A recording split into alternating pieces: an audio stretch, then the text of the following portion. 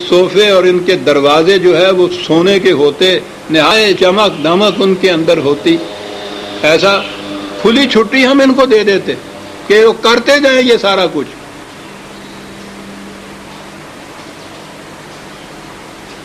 یہ اس لیے ہم ایسا انتظام کرتے ہیں کہ ان کو کھلی چھٹی نہ ملے، اور ہم یہ نظام دیتے ہیں جس میں یہ چیز نہ ہو، اس لیے کہ ان کی اس روش سے انسانیت ایک عالمگیر برادری نہیں بن سکتی، اور ہماری مشیت یہ ہے کہ آخر الامر ایسا ہو کہ نو انسانی ایک برادری بن جائے۔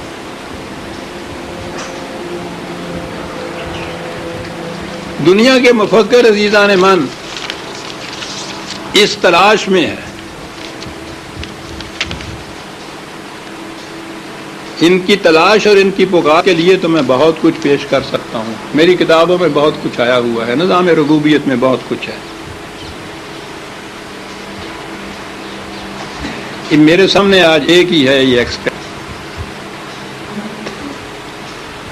سویڈن کی مملکت ویلفیئر سٹیٹ میں دنیا میں سب سے آگے ہے، فلاحی مملکت جسے کہتے ہیں، جہاں دعویٰ یہ ہے کہ کوئی فرد بھوکا نہیں رہتا ہوا، وہ ویلفیئر سٹیٹ اس قسم کی ہے۔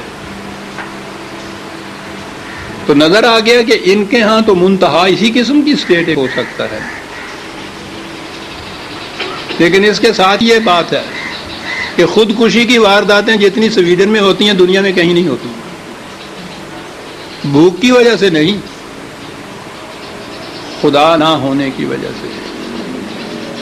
وہاں کا ایک بہت بڑا اکنامسٹ گنر میرڈل، جس کی دنیا بھر میں جس کی اکنامسٹ کے اوپر کتابیں شورا آفاق رکھتی ہیں، کہتا ہے کہ یہ ویلفیئر سٹیٹ نہیں، کتاب کا نام ہے بیونڈ ویلفیئر سٹیٹ، اس سے کام نہیں چلتا یہ جو بنا لی ہے فلاحی مملکت، اس سے آگے جا کے ایک چیز، ایک ایسی دنیا، اب میں یہ اس کا اقتباس پڑھ رہا ہوں، ایک ایسی دنیا جس میں سیاسی حدود اور قومی امتیازات اور طبقات نہ ہوں، ایسی دنیا جس میں تمام انسان جہاں جی چاہے آزادانہ رہیں، آزادانہ چلے پھریں اور اپنی مسرت کا سامان آزادانہ حاصل کر سکیں۔ سیاسی نقطہ نگاہ سے اس کا نتیجہ ایک عالمگیر واحد حکومت کا قیام ہوگا، انسانیت کے نقطہ نگاہ سے مساوات عظمی۔ جب تک دنیا کی یہ کیفیت ہو کہ آدھی دنیا امیر اور باقی آدھی غریب ہو، عالمگیر برادری قائم نہیں ہو سکتی۔ یہ لوگ کہہ رہے ہیں عالمگیر برادری کے لیے، یہ میں نے عرض کیا عزیزان من کہ خود ہمارے سامنے ہی قرآن نہیں تو ہم ان کے سامنے قرآن کیا پیش کرتے، ورنہ اگر ان کے سامنے یہ پیش کیا جاتا، یہ 4 آیتیں پیش کر دی جاتی عزیزان من، مسئلہ حل ہو جاتا انسانیت کا۔ 14 سال پیشتر اس نے کہا تھا کہ اس نظام سے، سرمایہ داری کے نظام سے جو طبقات پیدا ہوتے ہیں، عالمگیر برادری نہیں قائم ہو سکتی۔ اب ویلفیئر سٹیٹ ہی کیوں نہ تم قائم کرو، دنیا کی بہترین ویلفیئر سٹیٹ کا شورا آفاق اقتصادی مفکر یہ کہہ رہا ہے کہ جب تک امیر اور غریب کا طبقاتی امتیاز باقی ہیں، عالمگیر برادری قائم نہیں ہو سکتی۔ یہی تو قرآن کہہ رہا تھا، کہا کہ ایمان اس پہ رکھو کہ وَإِن كُلُّ ذَلِكَ لَمَّا مَتَاعُ الْحَيَاةِ الدُّنْيَا۔ قرآن کریم نے ان تمام چیزوں کو، دنیا کی ضرورتیں جتنی بھی ہیں زیست کے لیے، سامان جتنا بھی ہے دنیا کے اندر، ہر جگہ اسے متاع کہہ کر پکارا ہے۔ یہ بڑی عظیم حقیقت ہے، اس کے معنی ہے استعمال کی چیزیں، جمع کر کے رکھنے کی چیز نہیں، کنزیومرز گڈز جسے آپ کہتے ہیں، پراپرٹی نہیں۔ ہر جگہ قرآن نے اس کو متاع کہا ہے، یوٹیلیٹی ویلیو ہے اس کی، استعمال کی چیز ہے۔ استعمال سے زیادہ جمع رکھنے کی خزینہ کرنے کی چیز نہیں ہے یہ، متاع الحیات الدنیا ہے، اتنا سمجھو صرف۔ کتنا زیادہ استعمال کر لے گا؟ یہ بکس بھر کے جو سگریٹوں کا رکھ لے گا، پی جائے گا ایک دن میں یہ سارا۔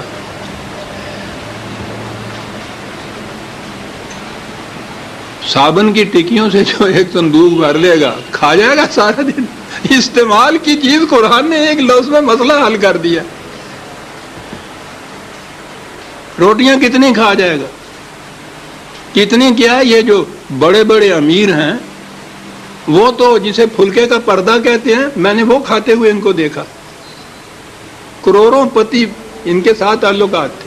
آخری عمر میں نے دیکھا ان کی کیفیت یہ تھی کہ ہر وقت دماغ پہ سوال ہوتا تھا ان کے ہاں کہ بھائی وہ وہاں سے جو امپورٹ کیا تھا آ گیا ہے نا، دیکھو اکاؤنٹ بک میں درج ہو گیا ہے، مونگ کی دال کا اس کو شوربہ کہہ لیجیے، پانی جڑا ہوں، اس میں روٹی کی چپاتی کا جو پردہ ہوتا ہے نا پیچھے، وہ بھگو کے کھا رہے تھے، اور وہ ان کو بتا رہے تھے اکاؤنٹنٹ اپنے کو کہ وہ جو آ رہا تھا امپورٹ، وہ 50 لاکھ کا مال وہ آ چکا ہوا ہے، جمع مال ہوا عددہ۔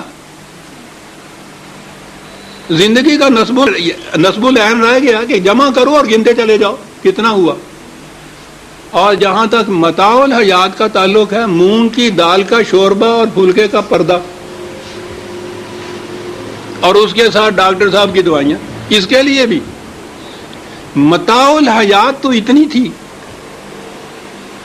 اور ہوس اتنی، الہاکم التکاثر حتی زرتم المقابر۔ یہ کیوں یہ کچھ کر رہا تھا؟ یہ اگر کوئی مثلاً آدم جی تھا تو اس نے دیکھا کہ داؤد والا جو ہے، اچھا اس نے اور لگا لیا۔ قرآن یہ کہتا ہے کہ یہ ہوس جو ہے یہ چین سے نہیں ان کو بیٹھنے دیتی۔ اگر صرف متاع الحیات الدنیا تک پہنچتے، اس تو حد ہوتی ہے، کتنی روٹیاں کھا جائے گا، کتنا صابن استعمال کر جائے گا، اس کی تو حد ہے۔ ہوس کی کوئی حد نہیں ہوتی، تکاثر کی کوئی حد نہیں ہوتی۔ متاع الحیات الدنیا عزیزان من، ایک لفظ میں قرآن سارا مسئلہ حل کر جاتا۔ او کاش عزیزان من پتہ نہیں کب تک یہ باتیں آپ سے کر سکوں۔ قرآن کو اس طرح سے سمجھا کیجیے، کیوں ہر جگہ وہ یہ کہتا ہے متاع ہے، یہ صرف کیوں کہتا ہے کہ اس کی ویلیو ساری یوٹیلیٹی کی، استعمال کی چیزیں ہیں، یہ جمع کرنے کی نہیں۔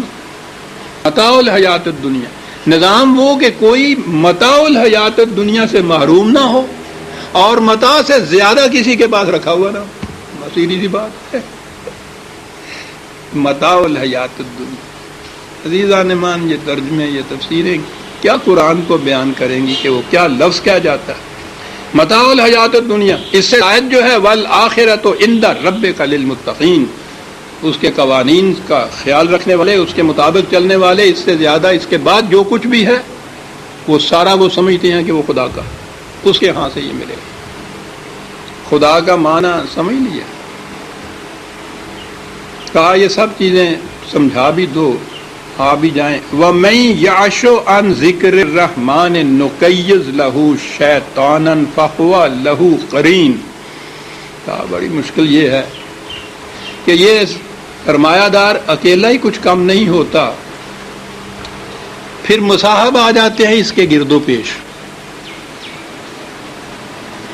کہ ہاں صاحب وہ سودا کر لینا بہت اچھا ہے، اس میں یہ چیز جو ہے اس ترکیب سے ہو سکتی ہے۔ سرمایہ دار دولت والا ہو، سرمایہ دار حکومت والا ہو۔ قرآن نے تو یہ کہا ہے میں یاشو عن ذکر، کیا بات لفظ ہے یہ یاشو کی۔ آخری معنی تو اعراض رکھنا بھی ہوتا ہے، اصل میں اس کے معنی ہوتے ہیں یہ جو چیزیں وہ بتایا نا کہ چاندی کے، سونے کے، یہ سارا کچھ، نگاہ میں جو خیرگی پیدا ہوتی ہے نا، چکا چوند ہو جاتی ہیں چمک سے، اس کو کہتے ہیں یہ لفظ جو ہے یاشو، اس کا بنیادی معنی ہے کسی کی مصنوعی چمک دمک سے آنکھوں میں خیرگی پیدا ہو جائے۔ جن کی نگاہوں میں یہ خیرگی پیدا ہو جاتی ہے تو قانون خداوندی صاف صاف ان کو نظر نہیں پھر آتا۔ جس کی یہ کیفیت پیدا ہو جاتی ہے، کہا پھر اس پر مسلط ہو جاتے ہیں یہ آ کے مصاحب۔ یہ اگلی آیت کے اندر اسی کو شیطان کہا ہے